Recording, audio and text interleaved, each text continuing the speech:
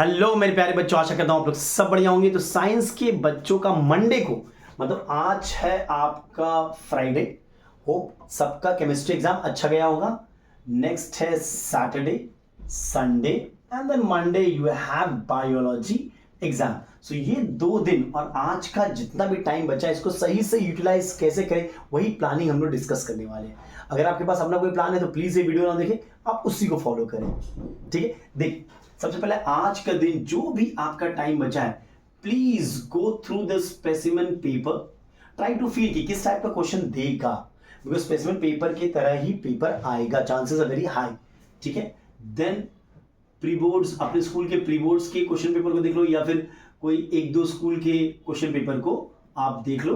Time मिले तो competency, मतलब आपको 2-2.5 घंटा भी आज मिलता है तो यही करो आप। Just go through the answers, go through the pattern. ठीक है, आपके पास सैटरडे संडे पूरा दिन है, सही से यूटिलाइज करना। सबसे पहले pattern of question paper important है। आपका 15 मार्क्स का एमसीक्यू है, फिर 5 मार्क्स का नेम द फॉलोइंग आता है, फिर 5 मार्क्स का आपका फिल इन द ब्लैंक्स आएगा।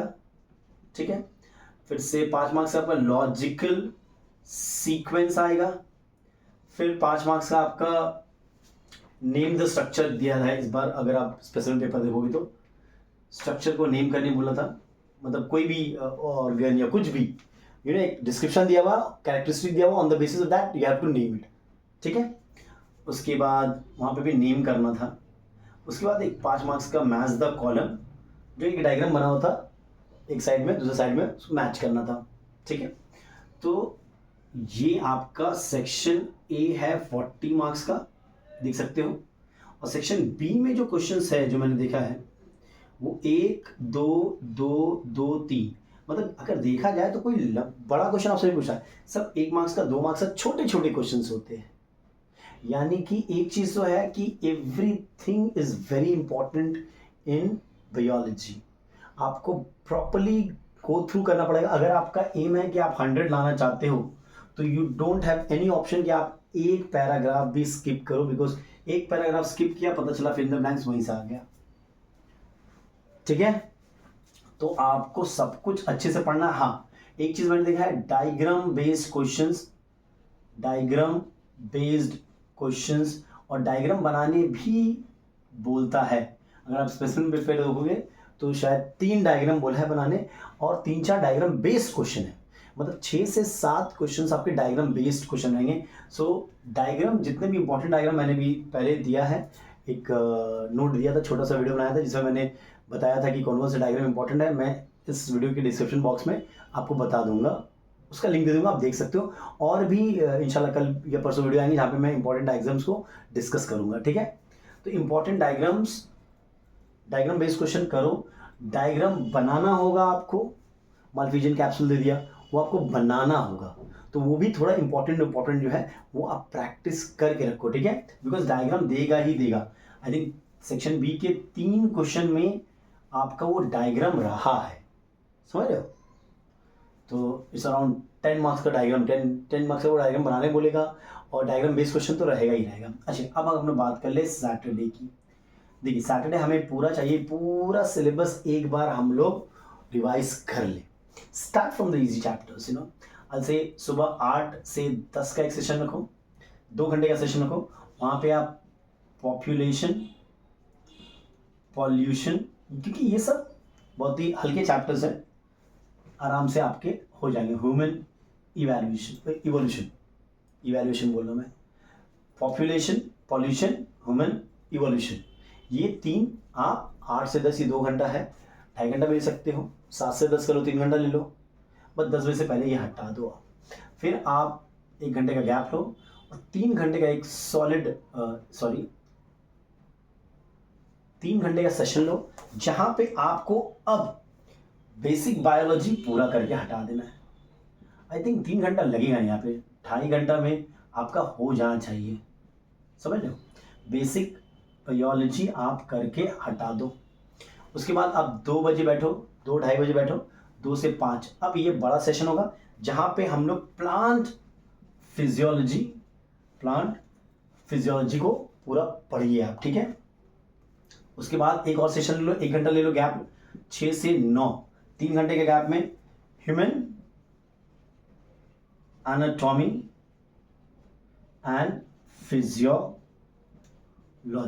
तो ये आपके 9 बजे तक आपका पूरा एक बार गो थ्रू हो जाना चाहिए। And keep a notebook handy, keep a notebook handy, जहाँ पे आप कोई आपको लग रहा है कि कोई इंपॉर्टेंट फंक्शन आपको मिला है, कोई इंपॉर्टेंट डेफिनेशंस है, ठीक है, नेम द फॉलोइंग में आएगा, इंपॉर्टेंट फंक्शंस वहाँ पे लिखो, जो इंपॉर्टेंट डायग्राम्स है वहाँ पे बनाओ, ताकि एग्जाम के एक दिन पहले आपको बुक में देखना नहीं पड़े कौन सा इंपॉर्टेंट डायग्राम है। आप उस कॉपी को खोल के देख सकते हो कौन सा इंपॉर्टेंट डायग्राम्स आपका है, समझ रहे हो। उस नोटबुक में आप इंपॉर्टेंट फंक्शंस, प्रीवियस ईयर्स के जो लॉजिकल सीक्वेंस के क्वेश्चंस है, प्रीवियस ईयर के क्वेश्चंस देखो, आपका यहाँ पे आप 10 से 12 सिर्फ सॉल्व करो। क्या सॉल्व करो? प्रीवियस ईयर के question paper, special paper, pre boards के पेपर, जो भी मिल जाए आपको, just go through the paper. जितना पेपर करोगे उतना अच्छा रहेगा आपका, ठीक है। एक नोटबुक बनाओ जहाँ पे आप जो इम्पोर्टेंट आपको लगता है कि पैराग्राफ है, जहाँ पे कीवर्ड्स है, इंपॉर्टेंट वर्ड्स है, उन सबको लिखो। डेफिनेशन है जो इंपॉर्टेंट है आप भूल जा रहे हो, सो फंक्शंस हो गया, वो सब लिखो आप, ताकि एग्जाम के एक दिन पहले आप जस्ट गो थ्रू करोगे और हो जाएगा। कुछ घंटे पहले भी देख लिया तो आपका काम बन जाएगा, ठीक है। तो ये आपका हो गया सैटरडे का प्लानिंग, ठीक है।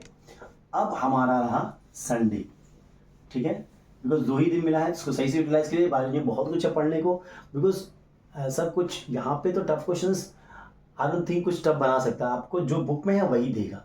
So if you go through the book entirely properly तो 100 में 100 आने के चांसेस बड़े ही ज़्यादा है। फिर बचा आपका संडे का दिन, अगेन 7 से 10 3 घंटे का बनाओ, 11 से 2, 3 से 5, 6 से 9, ठीक है, 3 6 9, 3 से 6 सॉरी, 7 से 10, ये 12 घंटा हो गया, ठीक है। और अगर रात में 11 से अब 12 या कुछ भी पढ़ो, ये 12 घंटा पढ़ो ना, बहुत है, ठीक है। यहाँ पे आई थिंक ये 2 सेशन में फिर से पूरा का पूरा सिलेबस एक बार देखो आप, just go through the entire thing, समझ रहे हो। और ये जो 2 सेशन है यहाँ पे क्वेश्चन पेपर लेके बैठो, क्वेश्चन पेपर लेके बैठो, स्पेसिफिक पेपर लेके बैठो, कॉम्पिटेंसी लेके बैठो, प्री बोर्ड्स के पेपर लेके बैठो, जितना सॉल्व करो है जो बुक के आपके बैक क्वेश्चन हो उसी को सॉल्व कर लो भाई। कम से कम 2 सेशन ऐसा रखो, ये एक सेशन रिलैक्स करो, जो भी आपने नोटबुक में लिखा था इंपॉर्टेंट उसको गो थ्रू कर लो, एक बार पूरा सिलेबस को संडे के दिन पूरा रिवाइज कर लो एंड क्वेश्चन पेपर सॉल्व करो 6 घंटा, दैट विल बी गुड। जो क्वेश्चन का आंसर नहीं मिल रहा आपको, मतलब आपको लगता नहीं आता, तो बुक में फिर देखो, उसको सॉल्व करो, विदाउट सॉल्विंग मत रखो, पूरा सॉल्व करो आप, क्लियर है।